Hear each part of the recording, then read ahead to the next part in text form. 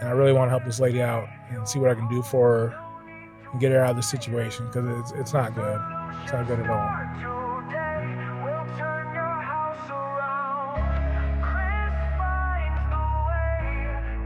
So I went on an appointment today. Thank you, Katie, for setting me up to go on this appointment. She had called this lady, and Katie wasn't able to make it out there today, so I went out there by myself to meet this lady. A very, very nice lady. And the issue we had at the poor lady's house is that part of her roof caved in her garage. The garage was converted into like a living space, and then that part of that caved in, just every time it rained, it got drenched. And so, of course, it started spreading, the wood, the drywall, everything started absorbing the moisture from the rain over a year of this. So I go meet her today. I go inside the garage, and you can just see it looks like a Dalmatian on the ceiling, just black and white from the mold spots in the ceiling. And I asked her, so how's things going? I see you got your laundry room out here, so I guess you're still doing laundry out here. She's like, no, we don't do laundry in there because we had a water leak.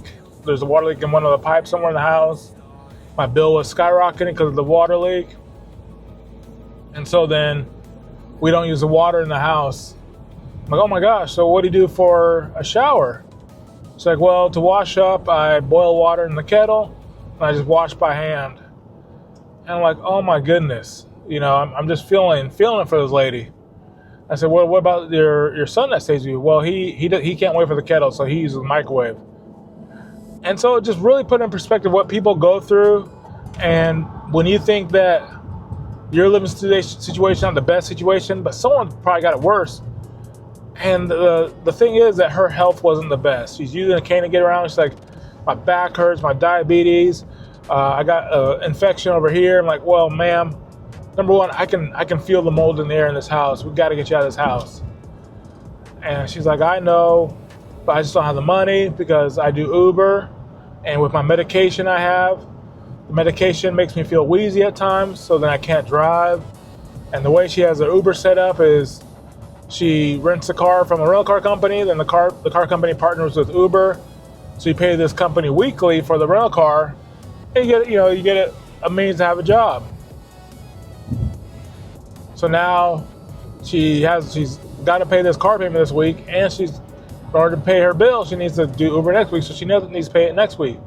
Her car payment is $400 a week to be able to do Uber, but she's not able to do the Uber because of her, the medication make her feel bad. It just doesn't work out. And so we kept talking. I said, well, I got to get you out of this house because it's just this mold is really not good for you. I'm sure your health will improve, will skyrocket, but get you out of this house. Because she's also a year behind on her payments for her house. So it's just a total worst case scenario for a mom. She's in her late 50s. So I decided to say, hey, well, you got somewhere to go. She said, no, I don't have anywhere to go. But we got to work on something. She said, well, let me call my son. So she calls her son. He's in the military. Talked to him. He's like, yeah, I've been trying to get my mom out of the house for over a year. She is really strong-willed. She wants to believe she can do stuff on her own. But I got to get her out of the house. And so I talked to him we talked for a good 30 minutes. We came up with a scenario of, buying her house from her, put a little money in her pocket. Because her house she doesn't have the money to fix her house up. It's just so far gone.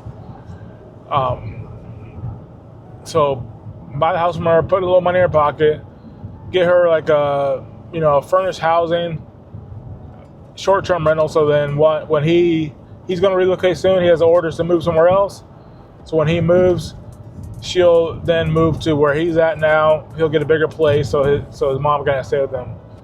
And I gotta tell the truth, there's some tears coming down because, man, I felt that story so hard. That really, their story really resonated with me, because I remember I tried so hard to get my mom to move several years back, and she wouldn't want to move. And so finally, I had to just make a decision that we're gonna move my family. We'll get a bigger house so we can have space for my mom.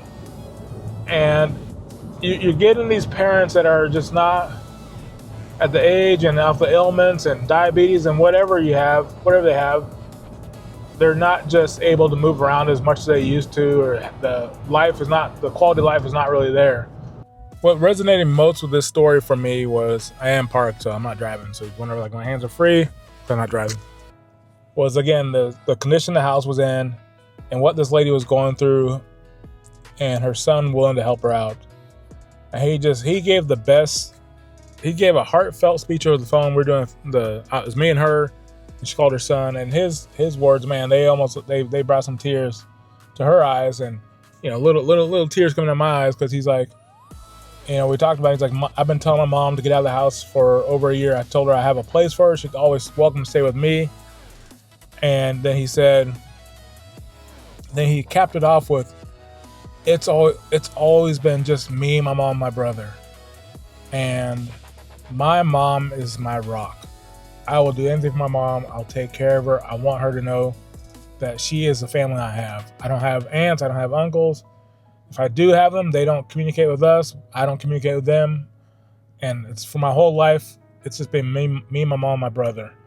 And when he said that, man, I identified so well with that, because that's like, me growing up. It's just me, pretty much me, my mom, my sister. And like, man, I get it. I get it. It brought me back to like, oh man, a couple years ago, my mom passed away. Like, yeah, I understand that you don't realize, how much of your family is just tied up in that small knit group of people that you grew up with, or that you, was in your household, raised you. So that really touched me when he said that. He's like, because of course, his mom starts crying a little bit, and I'm like trying to be like you ever seen the movie Cloudy with the Chance of Meatballs, and the cops like trying to get the tears to go back up? I'm like, all right, fight the tears. Because it was heartbreaking. It's heartbreaking to hear that his side of things, and how he's been trying to get his mom out there. And of course, the mom's worried about, her impact on his family. Like, she's like, I don't want to be a burden on him and his wife, and their whole family, the kids. I just don't want to be burdened. But he's like, Mom, you're not a burden. Mom, we got you. And, basically trying to get her to go stay with him until she gets back on her feet, and then she can have her own place, have her own peace of mind. And it was heartbreaking, because you looking at the house, hearing her job situation, money situation, her health conditions, there wasn't much. There isn't. Without her son, there would be no hope for this woman. There really wouldn't be.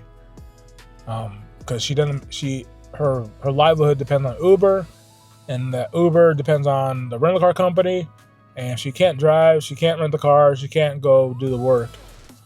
And it's just like, so shout out to Uber for providing jobs for people who normally probably wouldn't have a job. So, I've ridden Uber a couple times, never been an Uber driver myself, but shout out to them. I gotta appreciate what they're doing for people, because this lady, that's her bread and butter, is Uber driving. And unfortunately, with her health going down, I think the health really is connected to the house condition and the mold in the house. And I just want to see her get out of that. So I'm gonna run some numbers. I'll get with my partner Katie. We'll talk what we can do for this lady, about getting her some money in her pocket. It's not, as an investor, it's not a win situation for me. There's not much room in this house. The house needs a lot of work. It's pretty much a disaster, but it's a concrete block house. It's just decent, 3-bedroom, 1-bath. But just with the trash and the mold and I saw roaches in there, and there's a plumbing leak, of course. So it's just like, there's a lot of problems with this home. So it's one of those things that, it's not a win for me as an investor, for my bank account, but it's definitely going to be a win for my soul. I will feel I can sleep better at night knowing I helped this lady out. So it's a tough one. Real estate, I'm realizing lately my role in this real estate world is to really be there to help people out. I personally got to make more money, because if I do these kind of situations like this one, it doesn't put money in my pocket really, which kind of hurts me, because then I got to find a way to pay my bills. But you really want to help people out, and I really want to help this lady out and see what I can do for her and get her out of the situation, because it's not good. It's not good at all. Yeah, it was pretty sad. Like I said, it was pretty sad. Oh man, oof, oof. All right, got to get that because if I start thinking about it, man, it really depresses you.